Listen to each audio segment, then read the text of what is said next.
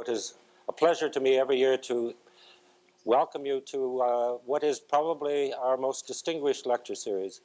It is certainly the oldest lecture series. It has been going since 1952, when Dr. H.A. Beatty, the brother of Sir Edward, established a foundation for the support of these lectures. Sir Edward Beatty was the Chancellor of McGill University for 22 years in the 20s and 30s, an uncommonly long time. He was a very strong personality. He was a private benefactor of the university. He used to lock the Board of Governors once a year in the boardroom until they paid off the deficit. He was an invaluable chairman of the board. His brother, though, in his memory, left a major benefaction which benefits us to this day, to bring in a public speaker who is at the same time a world figure in his or her discipline. It can be in any discipline, and we've had some splendid speakers over the years. Francis Crick, you may recall recently, I.F. Stone, some are scientists, some are journalists, some are playwrights, John Mortimer, quite recently. Jane Goodall, the scientist who worked on gorillas in Africa. Poets like Ved Mehta, Arnold Toynbee, the historian, and so on. It is an extremely distinguished group. Today we have an absolutely outstanding art historian who has just received a major promotion to what has been referred to as the most influential curatorial position in the field of modern art today. I'd like to ask my colleague, who's Associate Dean of the Graduate Faculty, John Galati, to introduce our speaker, who is, well, I better let him do the introductions. John.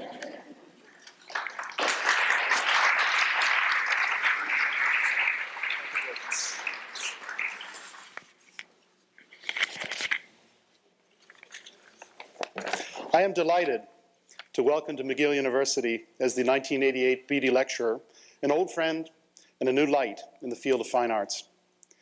Dr. Kirk Varnedoe, very recently appointed as curator of painting and sculpture at the Museum of Modern Art in New York, during the current decade, has taught at the Institute of Fine Arts at New York University, and for years has now served as adjunct curator at what is affectionately known as MoMA.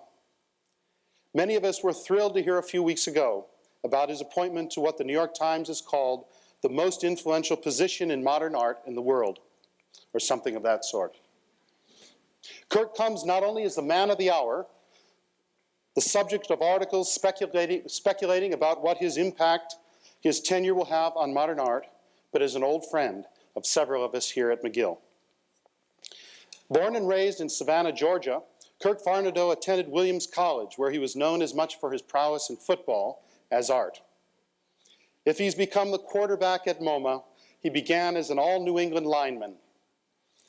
Pursuing his doctorate in art history at Stanford University, Kirk gained unique access to the collection of Auguste Rodin's drawings in the archives of the Rodin Museum in Paris, where in the early 1970s he lived around the corner from my wife Barbara and I, just off Rue du Bac on the left bank, facing across the River Seine the long line of Paris's finest art museums.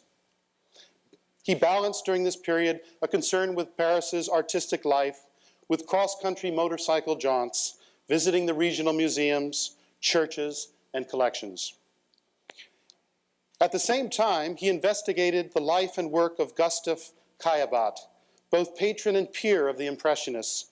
Kirk sought out the scenes painted by Caillebotte, welding scene and sensibility together into vivid images of the artistic experience of that day. Kirk Varnedoe has become known for a number of extraordinary exhibitions mounted in New York and elsewhere, often accompanied by incisive and creative books. A retrospective exhibition on Caillebotte, an exhibition on Rodin's drawings, on Scandinavian painting, to mention a few. A very special note is the exhibition mounted at MoMA on primitivism, which treated the affinities, which I think we all feel and find engaging, the affinities between tribal and modern art.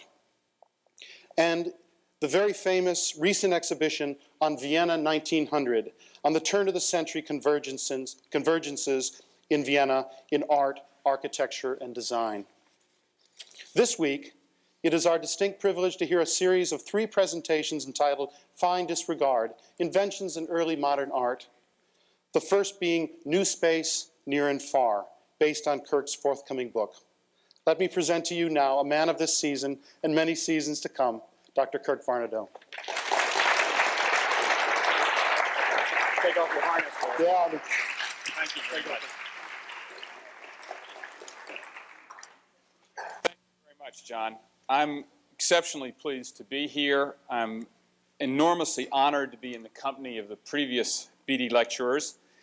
And also, in a funny sense, I feel I'm home in an odd way, because for a lot of my adult life, I've been given the honor of being thought Canadian. Every time I lecture, it appears that the last residual diphthongs of my Georgia accent are those in House Out and About, the OU diphthong, and people approach me afterwards and say, "You sure talk funny. Are you Canadian?" And I'm reminded that when Jimmy Carter was elected, the folks at home said, "Now, isn't it nice for once to have a president without an accent?" And I'm happy for once to have an audience who won't think I talk funny. What I want to talk about in the course of this week is the connection between the sense we make out of where we thought modern art started and where we think it is or what we think it's meant, and to go back and forth across a series of investigations from the late 19th century up into the 20th century and look at the broad picture of modern art. As far as pictures go, the one that you see on the poster is a strategic device in that it will only appear in the last lecture, so you must hang around. But as for the title itself, that seems to me as good a place as any to begin. Now, somewhere back, could we lower the lights, please? Somewhere back in a rainy summer in the 1970s, I made a pilgrimage of sort to a place in the north of England that had always fascinated me. It's a large playing field attached. Do we have lights here somewhere? Sorry.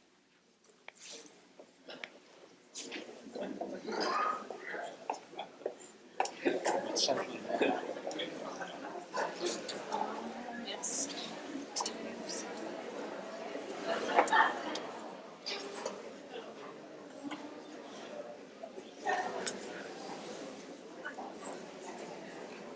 These are both of the slides. They're slides, yeah. It was on earlier.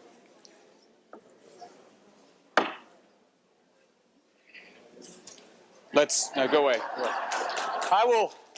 Let's do this by moonlight. I think we can go ahead. It's a playing field that's attached to the rugby school, and on a wall next to that field is a plaque, and that's the plaque I came to see. And it reads, "This stone commemorates the exploit of William Webb Ellis, who, with a fine disregard for the rules of football as played in his time, first took the ball in his arms and ran with it, thus originating the distinctive feature of the rugby game." Really, it's okay, John, it's okay. AD 1823. Now, most of you probably know how rugby spread from rugby school through all the English colonies and then became developed into 11-man football and then got TV and instant replay and the Super Bowl and absorbed thousands and thousands of TV hours and zillions of dollars between August and January every year and got to be an enormous industry. But sometime in the 1960s, a lot of American collegians who didn't know rugby got fed up with the football industry and found it sort of semi-corporate and semi-military and decided to regress against the grain and go back to original 15-man rugby, back to a game that had no coaches, no substitutions, no timeouts, where there were usually fewer spectators than there were players, and where the budget for equipment was dwarfed by the budget for beer. I was among these primitivists who went back to rugby, and as the closer I got to the origins of the game, the more I got fascinated with William Webb Ellis and his exploit. What possessed a man in the middle of the game that we would call soccer, kicking the ball along the ground, to first reach down and pick it up and decide to run with it. More interestingly, why didn't they throw him out of the game? Why were they interested in this? Now, I since understand that the origins of rugby are a lot more complicated. There are French revisionist historians, for example, that will tell you that there are Gallic ball games that go back to Roman times that are the true origins of this game, and I know all that. But I still find Ellis's exploit about as sharply chiseled out a kernel as I think it's possible to get of what cultural innovation is really all about. That is, someone playing in the context of one set of rules suddenly sees that there's a better way to get it done if he'll just change things, and he takes things into his own hands. And then somebody else, or a lot of somebody else's, decide that that gesture isn't a foul, isn't simply a failure, isn't a violation, but it's the beginning of another kind of game, is the seed of something else. And the rest, as we say, is history. And when we say the rest is history, I think that we mean that the consequences of that, like the football industry, for example, lend themselves to fairly banal chronicling day by day. But that there's something about that moment of fine disregard at the beginning that isn't history and doesn't lend itself to that kind of chronicling in the same way. Some kind of charmed moment between a gesture that might otherwise have fallen fallow and a climate of receptivity that might otherwise have passed barren, but instead come together to start something new. That kind of innovation is what interests me. And for as long as I played rugby, and even longer, I also studied at the same time the history of modern art, from images like Matisse's Harmony in Red on the left to images like Frank Stella's Zambezi of 1959 on the right. Now, I always like to argue that there wasn't any need for conflict, that you could love these two things together, that the love of sport and the interest in Matisse and Stella didn't conflict. But I have to admit that when it comes to origin stories, to finding out how the game got going, there's a difference between these two fields, and rugby has the edge. That's a better story about innovation. I've found that over the years, when I think about the stories of how modern art got started, when I think about where it began and what it means, I wind up being dissatisfied because it doesn't sound like a game at all. It sounds like a lot of drudge work. That we are asked to learn a story, for example, about the transition from Matisse in 1908 to Stella in 1959, which is a story of increasing distance from the concerns of the real world, increasing rarefication. It becomes a culture that only the elite can play. Instead of opening up, it tends to close down. That the stories tend to be about renunciation and denial, about all that's excluded between the abundance of the Matisse and the ascetic, almost monk-like blackness of the Stella. And it's this kind of consideration, or this trajectory of modern art, that I want to think again about in this lecture and in the next two. One of the classic, for example, stories about what had to happen in order to get modern art going is that it had to say no to and get rid of pictorial space and the illusion of reception into depth that had been a prime part of pictures before.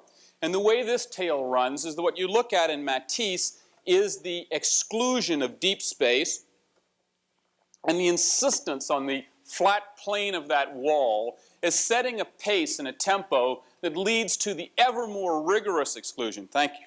Thank you very much. Ever more rigorous exclusion of space in Stella. This is supported by a theory of modern art, which you may be familiar with, which I'll try to caricature in a nutshell, and that is that the history of modern art is a history of learning to do what it does best. That is, concentrating on only what it does best. So that the Matisse, for example, would be a move away from literary narration, because literature does that better, towards the simple presentation of shapes. An ever more refined thing, that the destiny of being modern is the destiny of excluding everything that is not essential to the medium involved. so that eventually we get to a state of refinement where we have the absolute particulars of a material surface on a flat plane as being the essence of being pictorial. This is what we used to call in graduate school the road to flatness as the motif in modern art. Now, that's never seemed to me a terribly satisfactory story. If the one great scorer eventually comes to write against this civilization, and he sees that Grecian philosophy and Mount Olympus gave us the Parthenon, and that medieval scholasticism gave us Chartres, and that Renaissance humanism left behind the Sistine ceiling, is he going to say that the century that split the atom and put a man on the moon left us a series of odes to the inviolate integrity of the picture plane? That it's all been, in fact, a great homage to flatness. I don't find this satisfactory, both because it doesn't seem to me to be an adequate account of what modern art has been doing. And you don't have to care about that. You're not a specialist in modern art. But because it has implications, much broader implications, about the cultural life of this century. That if we accept that what our claim to fame is, that the thing which has most distinguished the inventions in the visual arts of this century are a system of systematic exclusions and reductions, a systematic series of refusals to participate in a broader communication with the life of the world, then it seems to me we've accepted something quite damning. There must be a better way to think about this, and the way that I would like to think about it is to go back to the origins of that story, to the rejection of the window of illusory space and the so-called beginnings. Thank you. Take this out, because you take out the... You watch for the cable and pull them off. Yeah, okay. Because you see, you take this plus. Great. Thank you. So let's take the tale from the top here.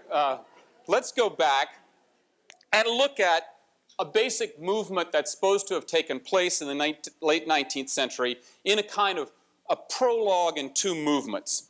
The prologue goes back to the Renaissance, to the kind of perspectival space that depended on the inventions of Alberti and Brunelleschi in perspective.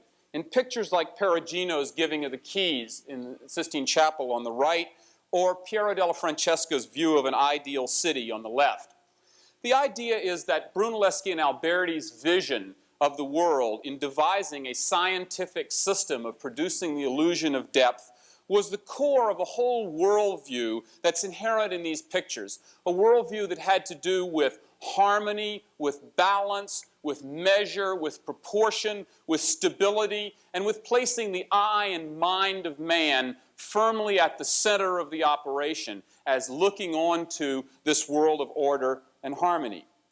And that with the coming of the modern age, with the speeding up of time, with the pace of industry, with changes in commercial and economic structures, with the new sense of the interior life of man and romanticism, this worldview of perspective and deep space seemed called into question, seemed thrown into crisis, seemed no longer adequate to a representation of modernity. And in its place, we got pictures like Degas' Place de la Concorde of 1875, where suddenly the world that had been stable, balanced, and measured in Perugino became chaotic, slanting in several different directions, running in and out of the frame, with the horizon pitched up at the back, sudden leaps into space, things thrusting forward in front of us, so that the decomposition of the spatial integrity of the picture seemed a symptom of the speeded up pace of urban life, of the ephemeral nature of fleeting encounters in the street, of all the collisions and shocks and dynamism of modern life. That this kind of disrupted, unstable, destabilized world was the appropriate world of modernity, and that one of its major signs was the encroachment on our space of this obtrusive foreground. That in responding to modern life, Degas had sort of silted up the frontal plane that had been kept at a respectful distance by Perugino with these enormous looming shapes which, especially as they were cut by the edge of the canvas and as they pressed from top to bottom, began to declare the obtrusive artificiality of the painted surface and put us even at a further remove from the sense of illusion of calming entry into the picture and instead to assert its role as an abstract object. Now, there's sort of two explanations about how this came to be.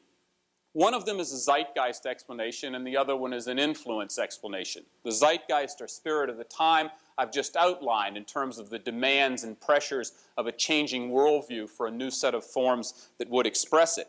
The influence comes in two parts and more or less in two stages. The first one is evident with Degas, and that is the influence of photography. The argument goes that with the development in the 1860s of fast shutter sensitive photography, like that used in stereoscopic views of Paris, like the one on the right from the 1860s, suddenly one began to see a world that was full of odd spaces where the picture plane tilted up, the horizon disappeared, things began to be oddly cropped at the sides of the pictures, and the whole Renaissance perspectival system was called into question in favor of something that seemed more attuned to the reality of the helter-skelter pace of the Parisian boulevard, and that it's this set of croppings at the edges and odd perspectives that Degas responded to and that the Impressionists responded to in their generation. And then in a second step, the generation that followed behind Degas, right afterwards, that of Gauguin, for example, in The Vision After the Sermon of 1888, not only picked up these obtrusive foregrounds, these assertive forward spaces, but even more aggressively denied recession, flattened out and made the world unnatural, made it colored differently, made it turned into schematic shapes with broad outlines around them that ever more aggressively declared the artificiality of the picture.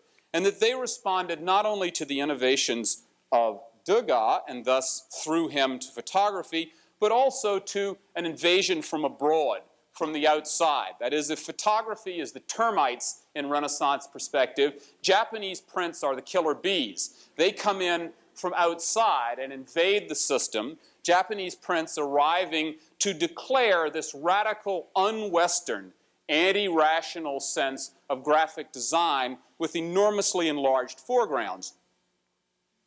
And artists like Gauguin, in search of an art not so much attuned to vision, but to the visionary, to an art that was about the mind and invention rather than copying nature, found this non-Western look, found this aggressively alien sense of space to be absolutely in tune with what they were after. And the coalescence of the termites and the killer bees destroyed the sense of Renaissance perspective and set the tune for the road to flatness. Now, you may recognize a familiar trope in this assertion. That is, that it's somehow the discoveries of technology on the one hand and non-Western thought on the other that form at the end and come together. This is the Tao of physics all over again. It's that the hope for true progress in the West is based on getting outside of all of our familiar Western conventions, and that in order to be true to the real world revealed to us by our technologies, in this case high-speed photography, we have to look outside for their consonance with systems of thought that have never been tainted by Western rationalization, and that the two, photography and Japanese prints, just like Zen Buddhism and particle physics, come together to give us a glimpse of the new dispensation. Well, it seems to me that these explanations don't work. And they don't work for all sorts of reasons, both historical and logical.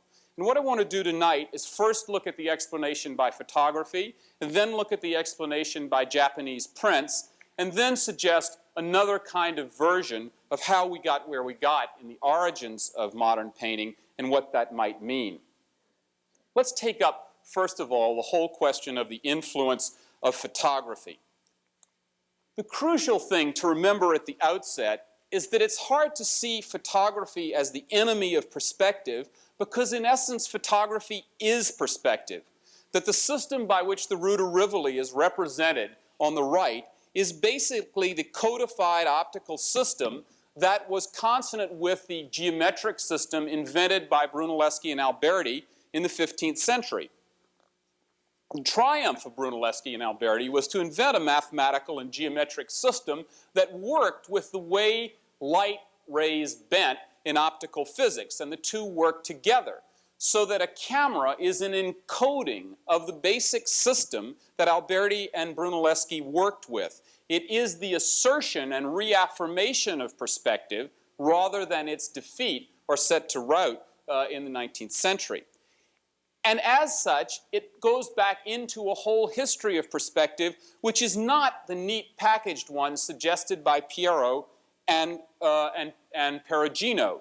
That is, the worldview that perspective lays out, in fact, does not look like a rational globe laid out in a grid. Instead, it looks like one of those medieval maps with strong contours around the known world and outside little marks that say, "Here lie monsters, go not out here." That is, perspective is a system of norms and margins, a system of rules that gets you one place if you stay inside and another place if you violate the rules.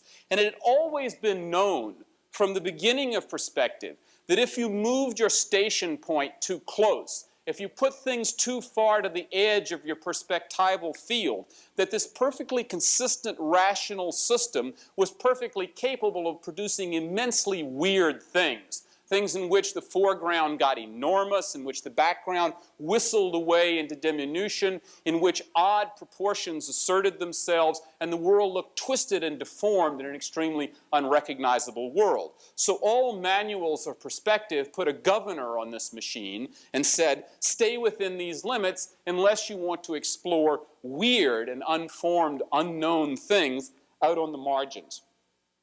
Even if you chose not, however, to explore these things, you could, from midway in the 16th century at least onward, have seen such odd optical effects in cameras. Not film cameras, but cameras worked through pinhole diffraction of light or through lenses like the camera obscura on the left, literally the dark room, in which the man stands and by pinhole projection the scene outside is projected onto a linen that he looks at as a model for drawing.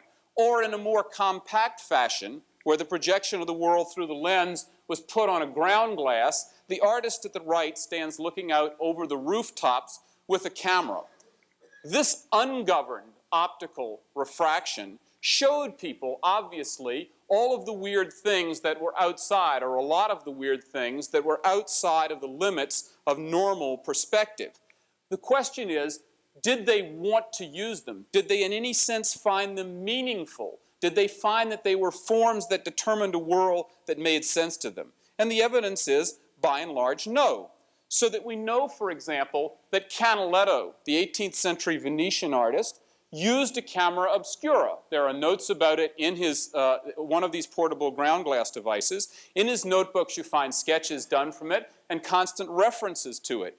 And we may think that this camera, this proto-photographic effect, accounts for some of the crispness and casual composition in something like his view of the Thames, or for the intrusive foreground element in the arch in his view of the Piazza San Marco on the right. But what you have to look at again is all that Canaletto left out, and intentionally. How, for example, he tricked up the perspective in the picture at the right so that the foreground people would not loom up and obtrude and obscure the Piazza San Marco in the way that the arches set their picturesque enlargement in the foreground. You have to understand that every time Canaletto set up his camera obscura in the Piazza San Marco, Degas' Lepic walked by. Many times. Many Lepics walked by. He didn't paint them. He didn't choose to paint them.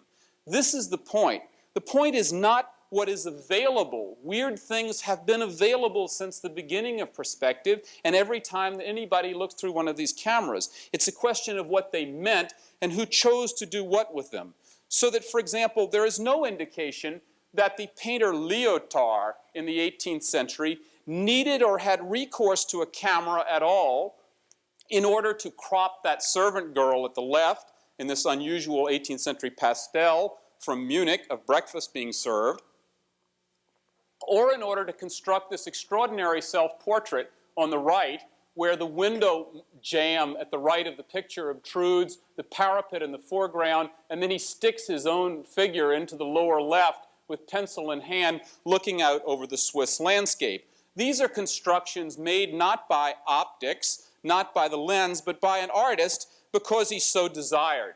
And in more famous instances, that is the 17th century Dutch and their concern for optics, the big foregrounds and enlarged, enormous frontal planes in something like Vermeer's Officer with the Laughing Girl and the Frick on your left, or on your right, the Fabricius view of Delft in the National Gallery in London, there is constant argument between scholars as to whether these are the products of the camera obscura or simply of clever mathematical and geometric constructions, because there is nothing in them, nothing in the obtrusive foreground that can differentiate. They are equally possible through willful perspectival construction or through using the shortcut of looking through a camera. The point is not the means, the point is the end, the goal, the desire to do it. And what's important to look at here is not the appearance, for example, of these structures in these two artists, but all the 17th century Dutch and 16th century Italians and 18th century French who chose not to do this, who chose to stay within the governing norms and middle ranges of perspective. If we think that way about the history of perspective, as a history with a main line running down the middle and a set of sports or possibilities intermittently explored on the side, then you get a different view of what photography inherited when it came into being in 1839. And that's the announcement of Degas' invention. And I show you here the little so-called mousetrap cameras devised by Fox Talbot, one of the early pioneers of photography.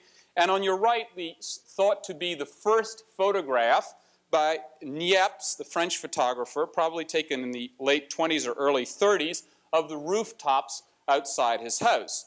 You see that Niepce was now confronted with a different problem.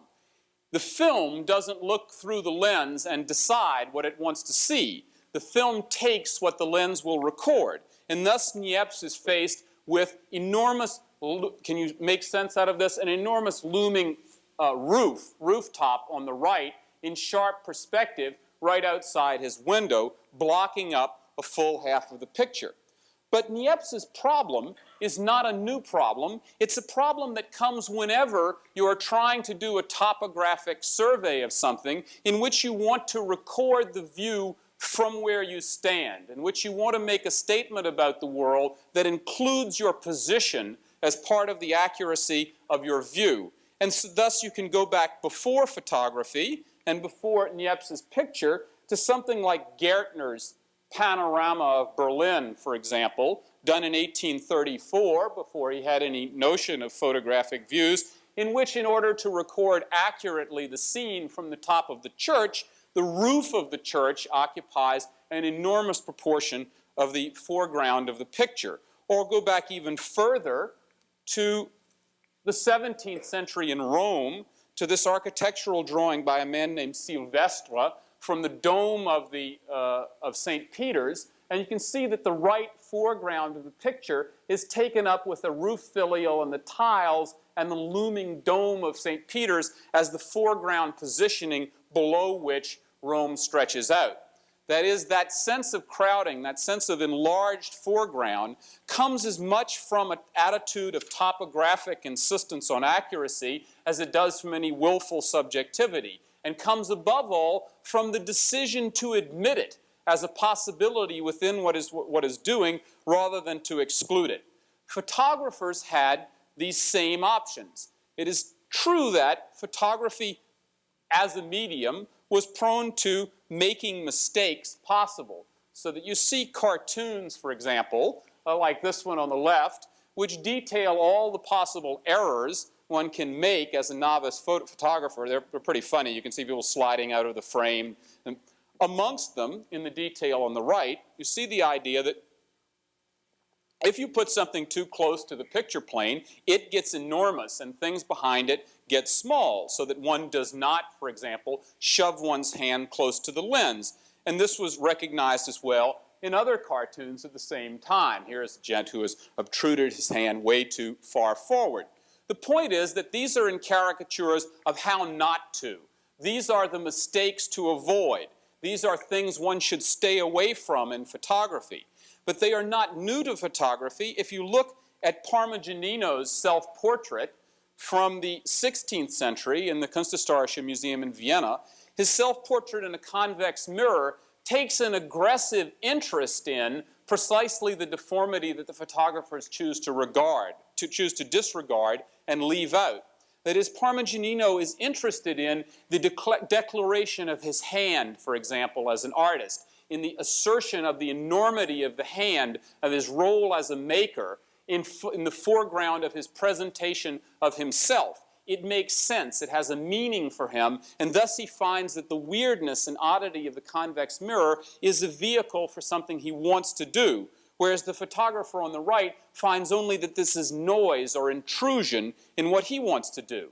It's important to remember that the early years of photography are dominated by professionalism, and when you send people out to photograph the streets of Paris, their role by and large is to make pictures that look like what people think pictures look like. That is, not to surprise people and not to disrupt the history of normative representation, but try to force the camera to stay within it.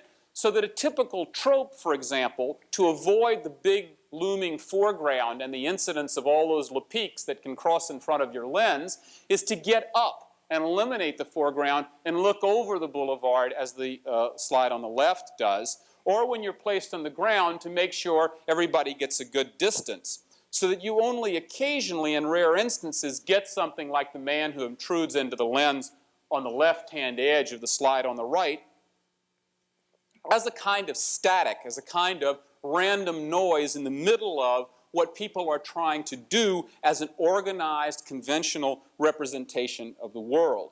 This is the kind of photography that Degas would have seen, an output of thousands and thousands of photographs, the potentially most interesting of which to him might have been these stereo views, because they were taken rapidly, because they were produced with less care, and thus one thinks this might be a fertile breeding ground for those kinds of accidents that would have interested him. But when we look at the real evidence of photography of Degas' day, next to the Viscount Lepic, it seems to me that the difference is enormous, and a difference in degree so intense as to be a difference in kind. If you want to argue, let's first of all realize that there's a historical argument here, and that has to do with accidental or snapshot photography. And the crucial date is a decade or so. That is, the introduction of the Kodak and the widespread availability of amateur cameras, cameras that were out of the control of professionals, dates from the mid to late 1880s. The picture on the right, remember, was painted in 1875. And there are, in fact, I'm convinced of this and I've looked hard, no pictures at all, no photograph from this date that look like Lepic, that look like the Place de la Concorde. No matter how convincingly that picture suggests to us there's something photographic about it, in fact, views of the Place de la Concorde look like the one on the left, which is in fact a stereo of the Place de la Concorde from probably the 1860s. And an artist so primed and so interested as to be able to make the picture on the right from the kind of clue provided by that gent cropped at the knees at the lower left, is an artist so prepared to do what he's doing that he hardly needs a stimulus that minute to get going. What you have in the Degas is a very sophisticated orchestration of a set of devices. It isn't just that that figure's cropped at the knees, it's that he's cropped at the knees and placed off center. And it isn't just that he's cropped at the knees and placed off center, it's that he's cropped at the knees and placed off center and placed with a high horizon, and cropped at the knees and placed off center and placed with a high horizon and placed with a big void to the left. It's a whole orchestration of a series of things into a coherent sense of a different worldview. And there's none of that kind of coherence. The picture on the right is about accident. It makes accident meaningful. It takes accident to be a truth. The picture on the left has only elements of the accidental. It is not about that. And the gap is enormous because it's precisely the gap of will and the gap of invention. And once the will and invention is there in sufficient quantity, then the clues on the left, it seemed to me, shrivel into insignificance. Now, I bother you with this little story about perspective and photography as a little narrative, both because it relates to a sort of interdisciplinary argument, a professional's argument about the influence of photography on Impressionism, and because it relates to the kinds of concerns I have as a professional art historian. But it also seems to me it goes out through another range, through the whole notion of influence, between the idea that innovation occurs by the passive reception of a kind of Einfluss, a pressure from the outside that generates something. It seems to me that this doesn't work, that influence in this case as an explanation doesn't work. It also strikes to a larger issue about the nature of the kind of vision that Degas represents, which is not just about the flatness of the picture plane. Degas' picture is not just a step on the way to Matisse, on the way to Stella. It is the codification of a whole kind of worldview that you continue to find 100 years later in something like Gary Winogrand, for example. And here's a Winogrand photograph from 1975. The point that's clear in dissociating Degas from the influence of photography in 1875 is that this sense of reality, that is, the world that you find in Winogrand's picture, a world of the odd and contingent, the world of the accident and the ephemeral, of the discombobulated, of the tilt, of the strange sense of the crazy street, is an invention, and that it has its roots in the late 19th century, not in the nature of a medium, for one thing, and not in the nature of reality. That this is not a captured reality, that this is not the world as it is, revealed to us by a technical medium. It is at its outset a world invented by an artist. That Degas' reality is the composition of a set of conventions, that it is a world that is made, not found. That there's an important lesson to be learned here at the outset about the influence of invention and generation of new forms in their capacity to reform our sense of reality, to reform our sense of what modernity is. Not to respond to a modernity picking up speed or a modernity falling into chaos, but to give us a vision of speed and contingency which is adequate to our understanding or sense about the world that we live in. And it seems to me for those reasons it's extremely important to rethink exactly what role photography might have played, and didn't play, I think, in Degas' invention of the Viscount-Lepic on the right. Okay, so much for photography. Let's leave for the moment that notion. What about the other explanation? What about Japanese prints? Certainly when you compare the Degas at the races of the mid-1870s on your left and the Hiroshige wagon wheel on the right, you've answered all the objections I had. This is a coherent worldview. After all, the Hiroshige is not just random static or noise. If anything, it's even bolder in its segmentations and large foregrounds than is the Degas. It's more organized. It has a more impressive, powerful graphic punch. Certainly this must represent the kind of alien vision, the jolt outside of the standards of Western rationalism, outside of Western perspective, that was necessary to dislodge painting and set it on the road to modernity. And we don't just have this kind of comparison to force that conclusion onto us. We have the hard evidence that these pictures were known quite well, as, for example, in Van Gogh's copy here from the 1888 of a Hiroshige plum branch print on the right, so that we know that these prints were enormously popular and that they were copied. And we see again and again in book after book prints like the one on the right put next to things like the Gauguin, things like the Degas, all the Van Goghs, in order to prove the influence of these Far Eastern, non-Western structures on Western vision. But there's something interesting about all those books. If you look at all those books and you look at all those comparisons, what you'll find is that you keep coming back to the same artist and the same set of prints. In fact, every print, Japanese print I've showed you tonight of this plum branch and the wagon wheel before it, they all come from one artist, Hiroshige, and they all come from one series of prints, the 100 Views of Edo, the 100 Views of Famous Places in Edo of 1858. And if you go through the books consistently, you find again and again that all of the pictures that you have in your mental repertoire of Japanese prints, some familiar, like the lantern at Asakusa on the left, or some less familiar but even more striking, perhaps, like the moon pine at Ueno on the right, all of these represent the core of this one print series by this one artist in 1858. If we took aside only the 20 boldest foregrounds in Hiroshige's 100 Views of Edo, the whole case for Japanese influence on Western art would be immeasurably weakened. Most of the prime exhibits would fall away. Now that strikes me as extremely curious, and one should think real hard, I think, about who Hiroshige was and what the 100 Views of Edo were and what they therefore might have meant to Western artists. And when you do think about that, and you think about where the 100 Views of Edo came from, you find yourself circling back, curiously enough, on Western perspective itself. Because the tradition in which the 100 Views of Edo is made is a tradition of Japanese engagement precisely with Western perspective.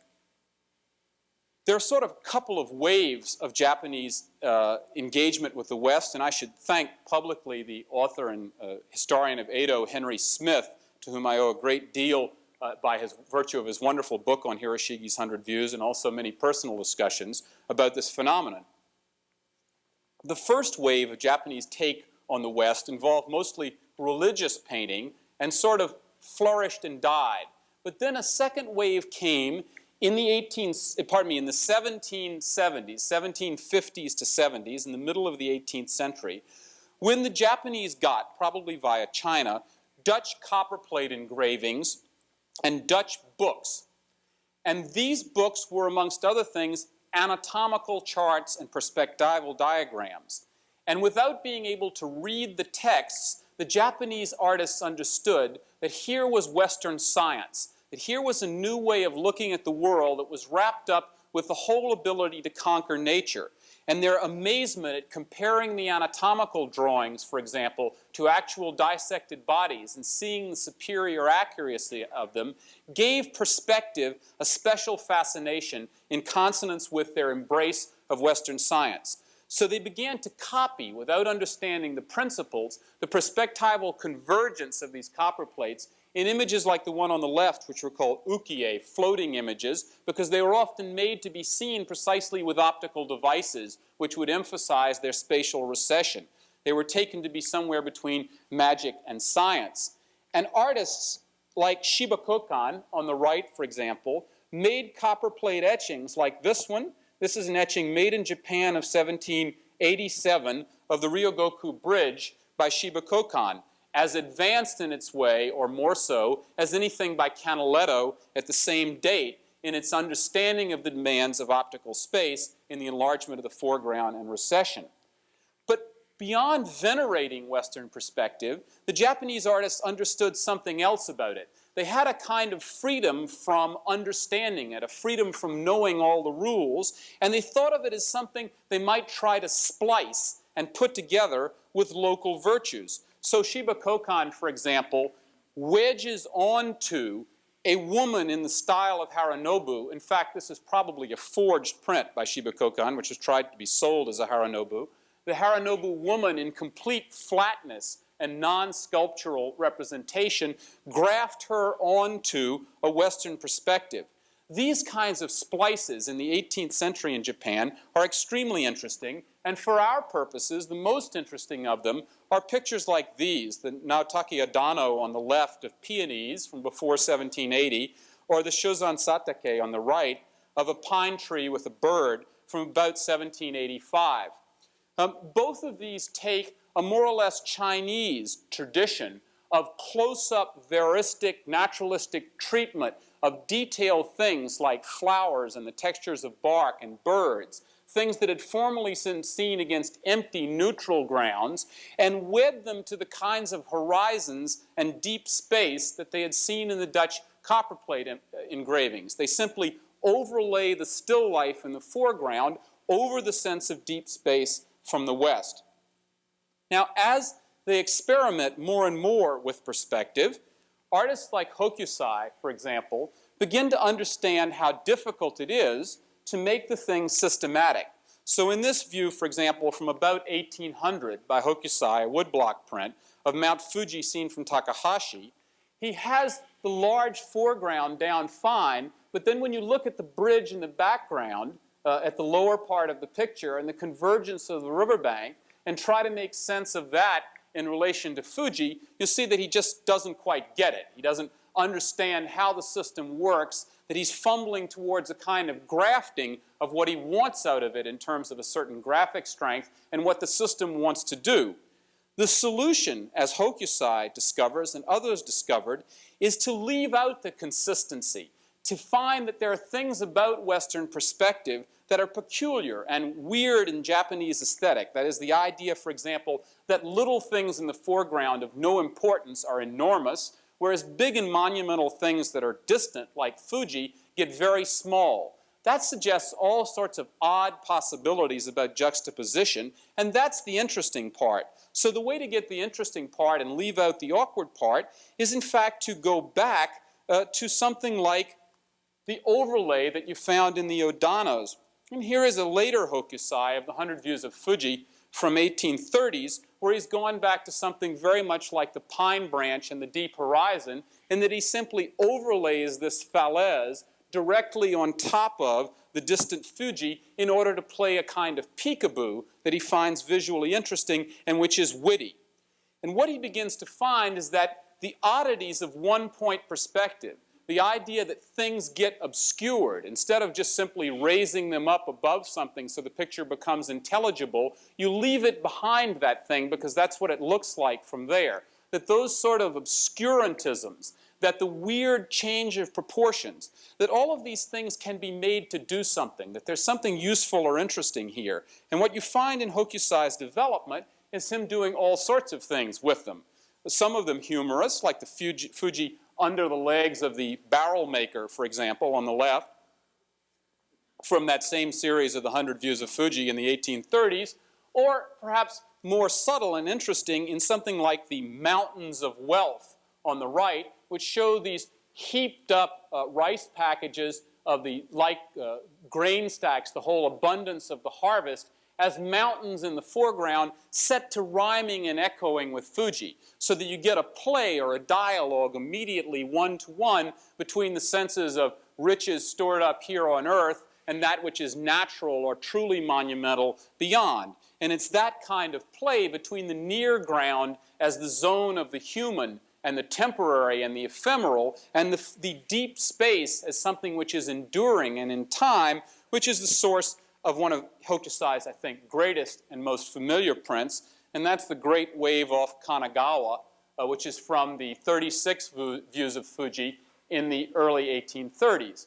What's at issue here is not simply the visual pun of the mountains of foam, for example, in the foreground, and the snow-covered cap of Fuji in the background. What's at play is the idea of storm-tossed humanities, of the dangers of life, of the boats under the prey of nature in the foreground, and the sense of eternity in the background. Fuji, the word Fuji, and I'm not an expert in Japanese and someone is going to correct me, but it has the implication as a two-syllable construct of eternal life, that it stands for the idea of eternity, an enduring metaphor for that which endures, and the idea of the transitory and storm-tossed and pitched and ephemeral concerns of human life near to us, and the consolation of the distant sense of eternity is certainly part of what the Great Wave at Kanagawa is like. What Hokusai had discovered then was that by leaving out the middle, by leaving out the consistency of perspective, and simply montaging what he liked best about it, which was big foregrounds and little backgrounds, and playing with that notion, he could do all sorts of things which had, amongst other things, extreme novelty value, simply as a demonstration of his virtuosity as a printmaker in an extremely competitive market.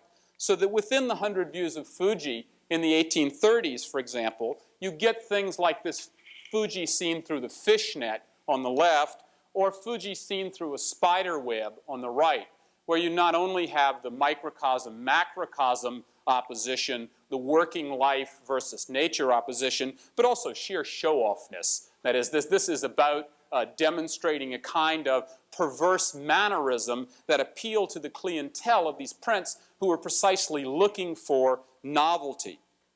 It's in that context, and I think, in fact, specifically that particular context, that you have to see Hiroshige's 100 Views of Edo of 1858. And here's another plate from that series.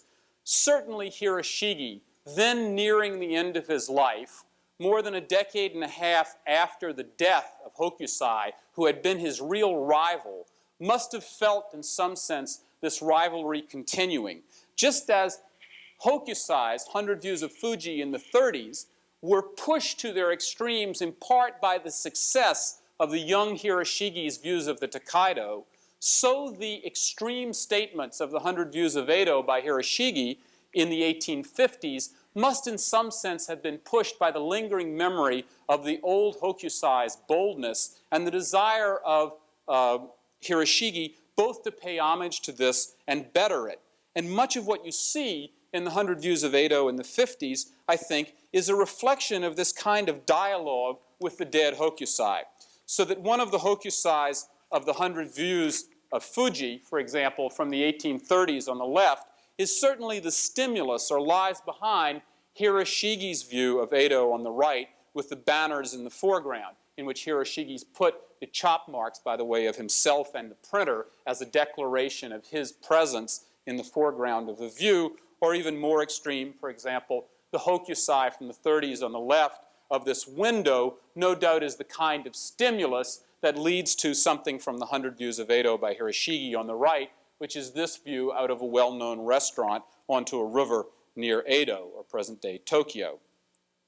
Important to see here, then, that what you're looking at in the 100 Views of Edo that so intrigued Van Gogh, that so seem to resemble Degas, that have these impressive large foregrounds, is first of all intimately involved with Western perspective. It has to do with a specific lineage of Western perspective, and that furthermore it is not just a general Japanese aesthetic, both in the sense that it is a hybrid from the West, and furthermore that it is a torch carried by specific men, that involves a kind of dialogue and competition between particular artists of genius who find something to do with the system, that it is not a collective, anonymous expression of a general national aesthetic, but the result of a specific series of inventions by two people acutely conscious of each other.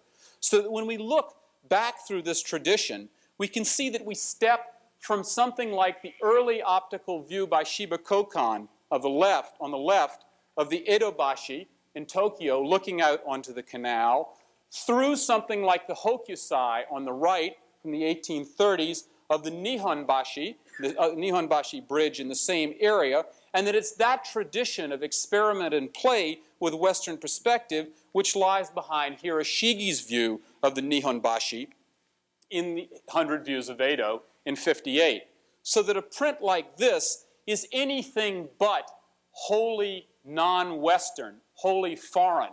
It involves an extremely sophisticated understanding of Western perspective to the point that Hiroshige can play with it, for example, so that you see that the two bottom rungs on the bridge are set into depth, whereas the top one is totally flat. A game is played and the depth is left off of it, and the two systems set into dialogue with each other. Or he uses the strings that hold this bucket with the carp swimming in it to set up a triangulation, so that the relation of surface geometry to depth is again brought into play. And the whole boldness of it lies in part by representing the Nihonbashi Bridge not as an entity in deep space, but by a chunk of it. That is, these particular filial posts at the left, which were the sign of that bridge, and the carp of a particular kind that was sold there. A kind of slice which gives you a new feeling or a new look at a familiar thing. You have to see the 100 Views of Edo as being an attempt to render subjects so cliched and so worked over, they're like the things you see on postcard racks in airports, that Hiroshige came to this series not only with the weight of Hokusai behind him, not only with the tradition of Western perspective in his hand,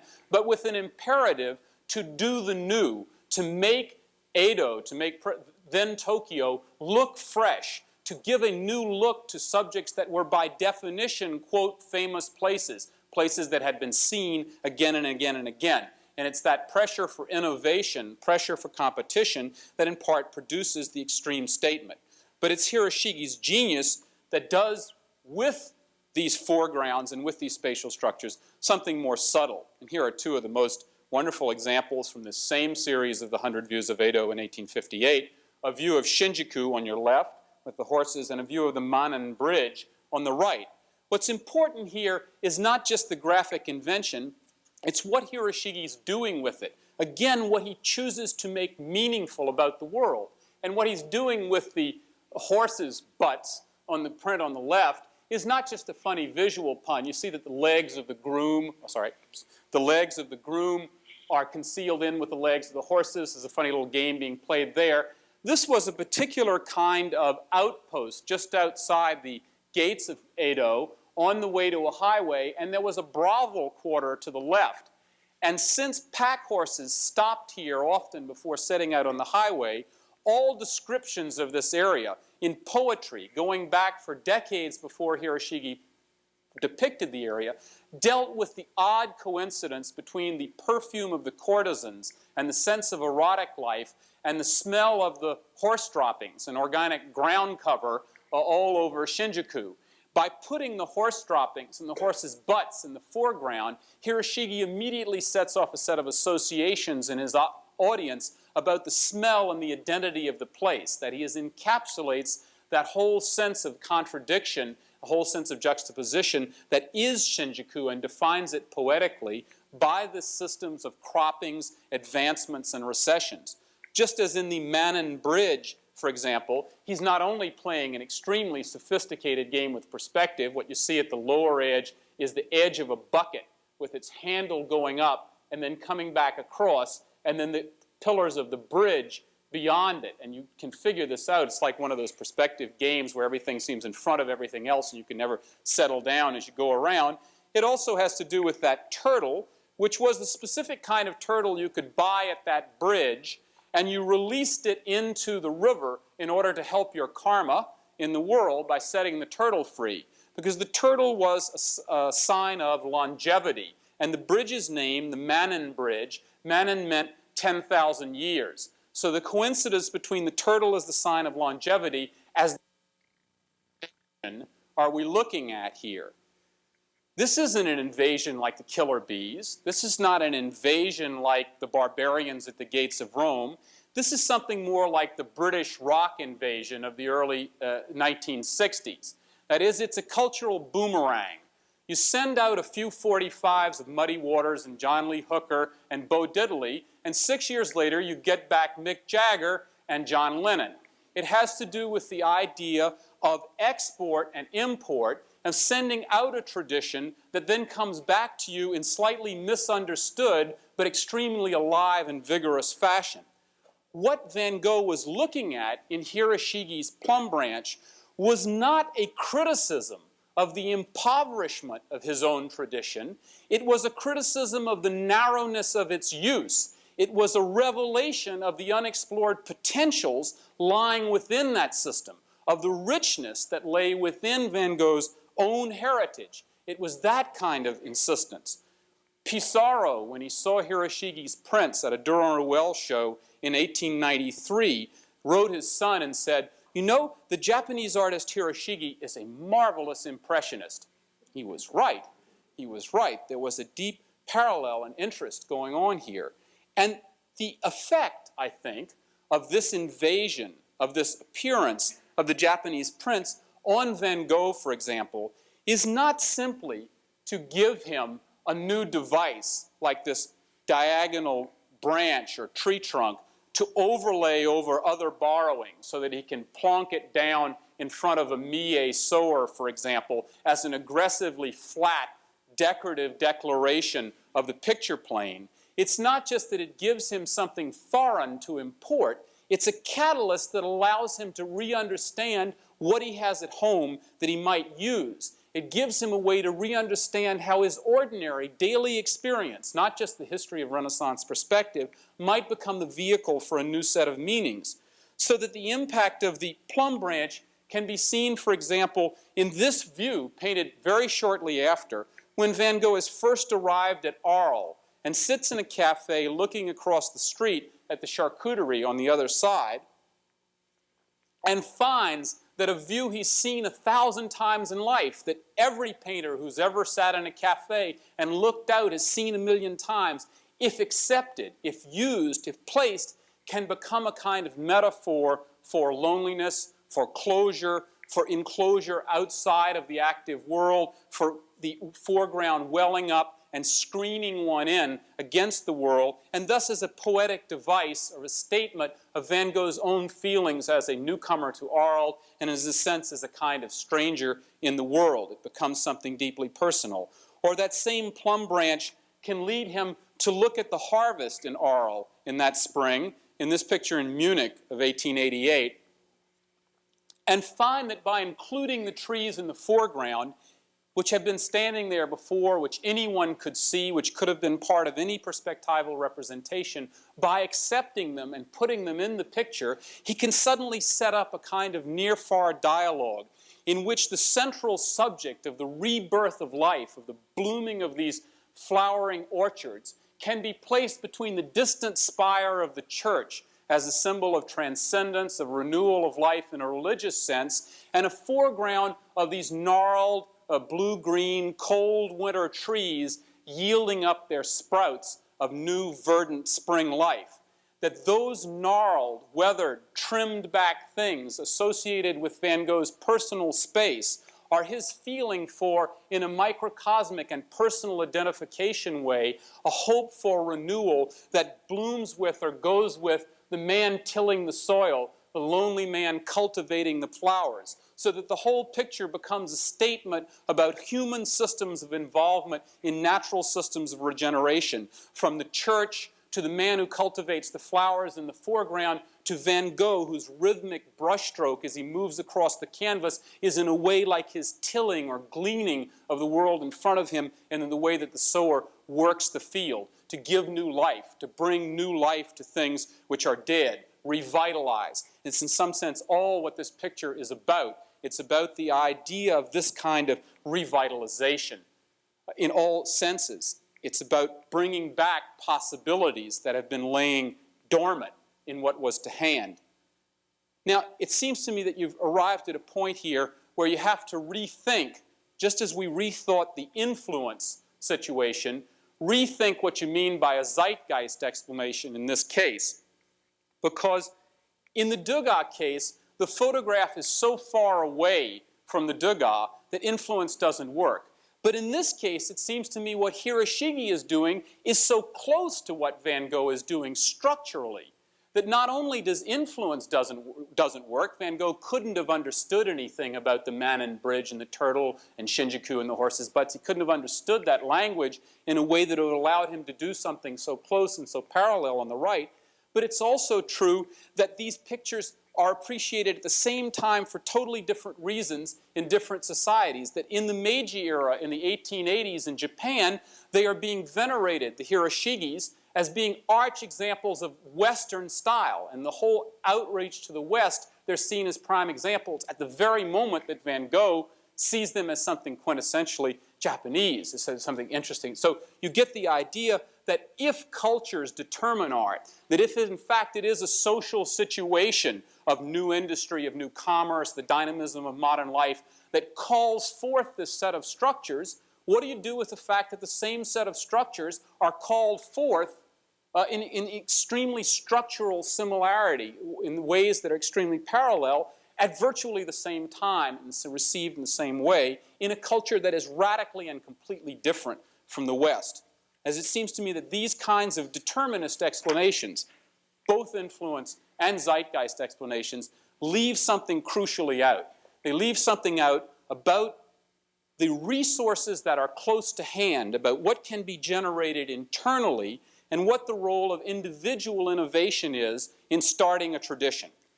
And that is the subject of sort of the last passage of what I want to do. What I've done so far, I think, is just be negative. I just said, no, it's not photography. I won't buy that. It doesn't work. I said, no, it's not zeitgeist. It's not Japanese prints. It doesn't work. Now I'd like to go back and start a little reprise of where we started and run from the Degas back through the pictures we started with and think about where it might come from, another way of looking at it that I think reads out a very different lesson at the end. And this, let's go on back to Degas and re-stress again what I said when I talked about the Degas versus the Winogrand, that Degas' view of reality is built from conventions. It is an invented fiction. And what you see very clearly when you look at these pictures is what that precisely means. That means that this beautiful dance hall with the light flooding in can on the left have a column and a staircase, whereas on the right suddenly the staircase and the column is whisked away and it's an empty rehearsal room.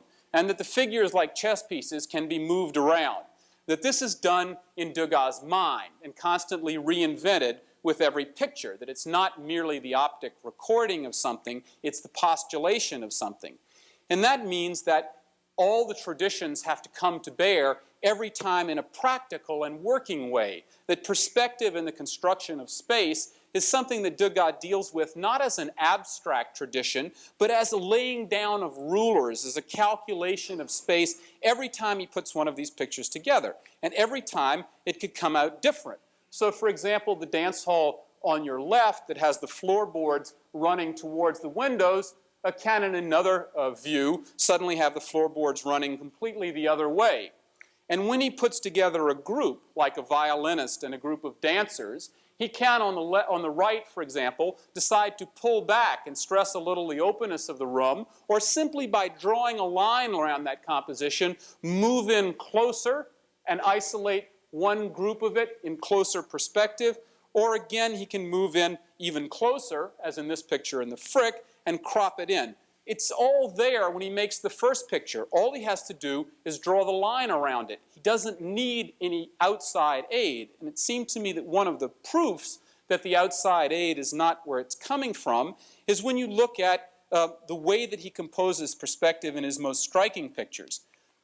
We know that there are big compositions like this, which are complex, in-depth pictures where all the chess pieces are lined up in a row. This is like the early Hokusai. All the perspective is calculated out in terms of definite recession. Notice that the door on the right becomes a mirror on the left. He's fiddling around with the picture. But the more interesting things are when he does less. In pictures like this, the ballet of Robert le Diable from 1872-73, or this picture of an orchestra in Frankfurt, and these are the whole picture, not details. What he does here is to take the parts that are lying on the drafting table, the drawings of the heads, the drawings of the backgrounds, and see that he doesn't need to calculate the middle ground, that he doesn't need to make these things, that if he puts them together, that's enough. That suddenly he's made a world which corresponds to experience, that it's what it's like to be there in the theater is like the loss of that middle ground and the juxtaposition or montage of things. Montage, I think, is the operative word, because the curious thing about these compositions, which are Degas' calling card, which are supposed to be his great triumphs, innovations, the things that are the most new about what Degas did, is in fact they're not composed in any normal sense. There are no drawings for these pictures. What we have instead is only a series of drawings for the parts, little sketches like the heads, for example, in the Robert le Diable, or little sketches of the architecture in the background, but no preordaining of how these parts fit together. What you have to imagine here is that you're looking at a master working with a kind of jazz. That is, he has a series of things and he's involved in an improvisational set of decisions. What he's learned about perspective and space is the same thing that Hokusai learned, that you don't have to construct it as a deep stage and then gauge everything to fit right in it. That if you put the parts together and leave out the middle ground, the space itself is made and generated. As long as one cannot measure or see the recession between the two parts, then the interval of space, the speed, the feeling for space, depends solely on the decision of how big to make the foreground and how little to make the background, and then the space is created. He's discovered that he can do something new, do something powerful, by in fact doing less, by shortcutting the process of construction and working instead with a process of assemblage. And it seems to me that that's confirmed again and again in his work. If you look at a cafe concert lithograph of the 1870s, for example, on your left, and then look at the right on a pastel that he made in the early 1880s, you can see that what he's done is take a pre-existing composition of the singer and simply draw over it as if it were a cartoonist gel overlaid in a transparency, draw over it a set of spectators which now determine a completely different sense of the space within the picture. Or similarly, the dancer with the bouquet on the left simply has added to her a loge in the foreground and a woman with a fan, and suddenly the whole sense of viewpoint and distance is changed. Nothing exists as a control. Nothing is there to measure. The space is generated and dependent on solely on the decision of how much of this woman to show, how big to make her in overlaying her over the pre-existent dancer. Or finally, a drawing of a woman with a fan by adding a dancer composition behind it becomes this stunning ballet scene from a box in Philadelphia. What I'm trying to argue here then is that what's needed to do what Degas is doing is lying on his drafting table, not only in the history of perspective and the possibilities that it provides, not only in the long heritage of marginal possibilities, of enlarged foregrounds, of things that might inform him, but more particularly in the simple elements that every day he works with his drawings. A decision to reconsider these elements differently produces, or can produce, is all that is necessary to produce a totally different worldview in the pictures. And in that sense, what we need to compare the Place de la Concorde with is not so much Japanese prints or photographs, but with an earlier picture by Degas, like this portrait of the woman with chrysanthemums from the Metropolitan. These pictures, too, are about montage in a conceptual sense. What's important about them is the wedding and fusing, the welding together of disparate genres. The picture at the right was painted as a still life, and then the woman was added. So what became a still life, what first was a still life, then became a sort of portrait, sort of still life. And the two things bumped into each other. He began like he began with a cafe concert litho, with something perfectly normative, and then he looked at it and said, I add a little of this and see what we get, and what we get is a whole different sense of personality, where the representation of that woman doesn't depend on her physiognomy, but on a dialogue between her sense of inwardness and the explosive beauty of the still life, so that the two things play against each other, and you get an entirely different sense of what a portrait might be and what personality is and how to capture it. Same thing with the Place de la Concorde. It isn't that Le Pic is cropped at the knees. A zillion portraits are cropped at the knees. We always see people up close in portraits.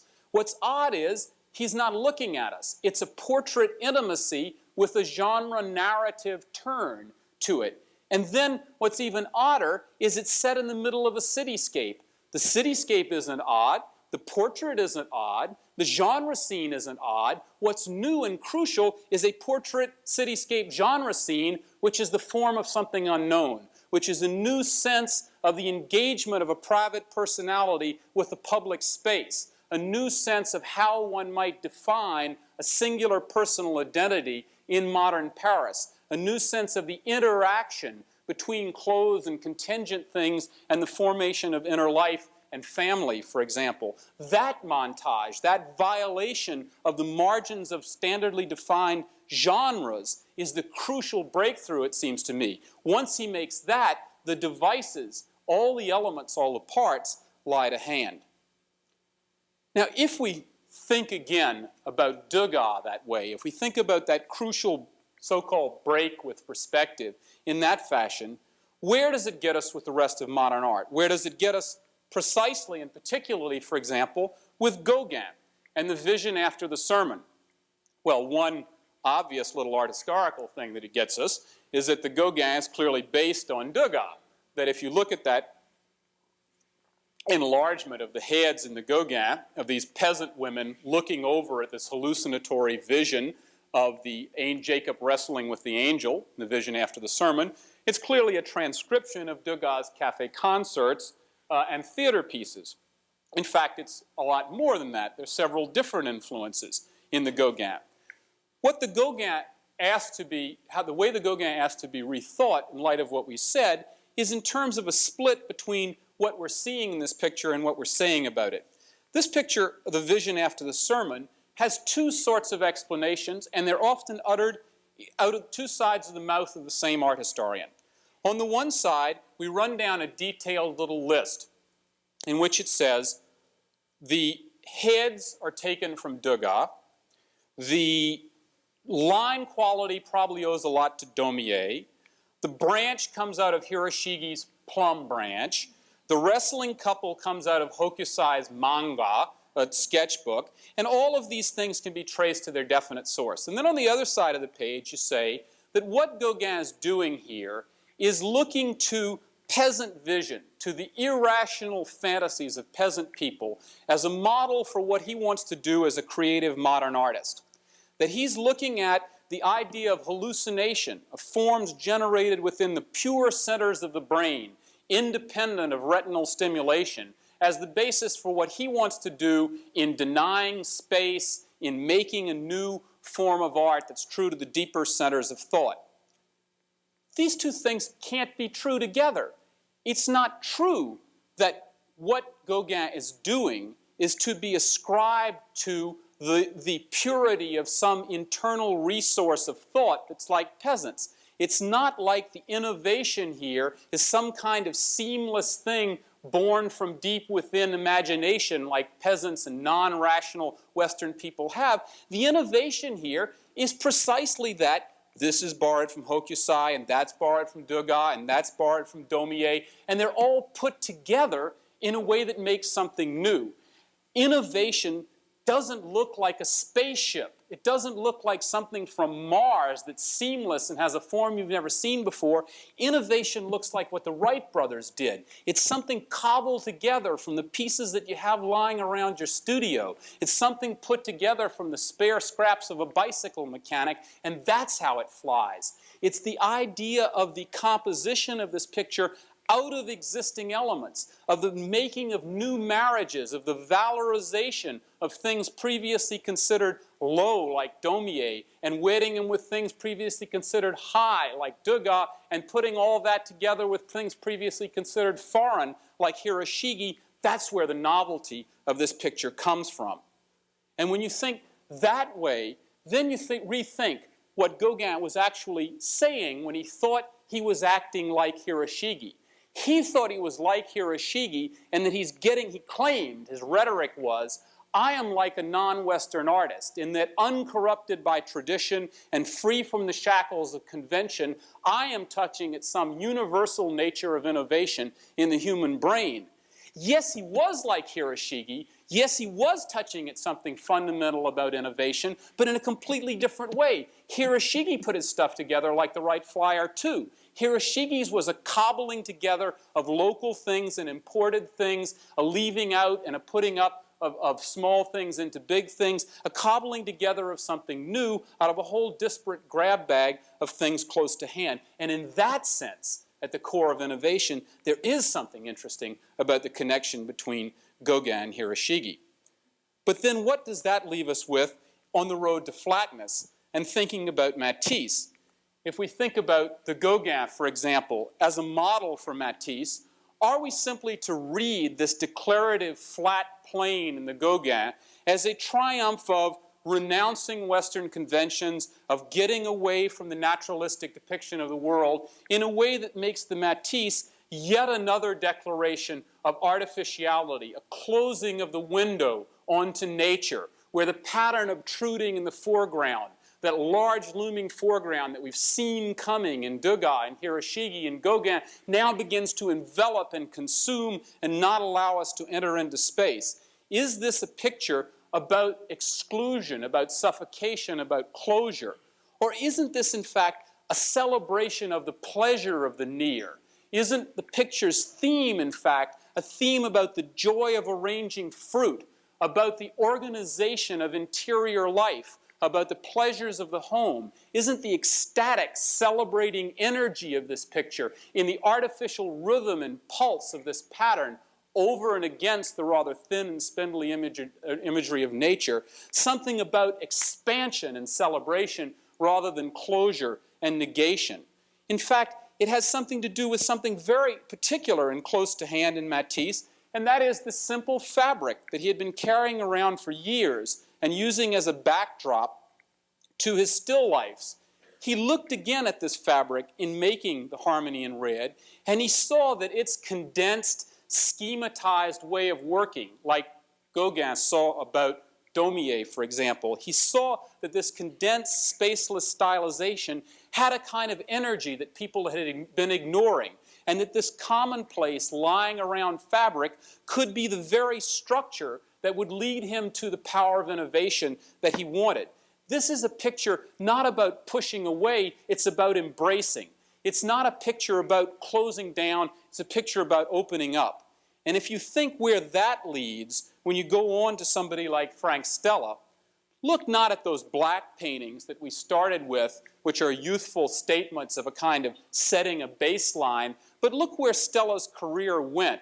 Look at a picture like Wake Island Rail of 1979, which is built on the colors of discotheques, on the kind of energy of Las Vegas signs, which is at one time deeply within the tradition, say, of Cubist space, within the whole tradition of modern attention to non-illusionistic surface, and yet which takes as its basic shapes simple drafting tools, the French curves and bedding rails that lie on every architect and engineer's desk suddenly become for him new notes of music in which he can construct a different kind of constellation of things where the tools of rationality and engineering and design can be brought together with the colors and graffiti stroke of popular culture to make a whole different kind of statement about the world of the 1970s, for example.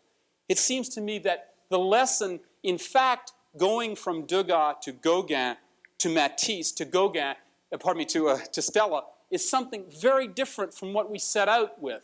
That this isn't a history that starts with exhaustion and ends up in impoverishment. It's a history that has something to do with more like a Midas touch or alchemy. It has to do with making new things out of base matter, about giving new life to things that seemed inert. It's not a window closing on nature. This is a window opening up onto a set of human potentials. If this is about the 20th century, if it has a lesson to teach us, it's not about the idea of refinement and narrowing and pointing down until we arrive at a hermetic nut that no one can crack of an inviolate picture plane. It's about a closure and study and focus that has more the feeling of what breaking the atom is like. That is, you go down, you exclude, and when you get to the focus, then the universe opens up in a different way. Something expansive happens which alerts you to a whole different set of possibilities in the world around you in a completely different way of understanding it. It seems to me that one of the basic messages is the same message that William Webb Ellis understood, that the rules of the game here aren't something you play by, they're something you play with. Thank you.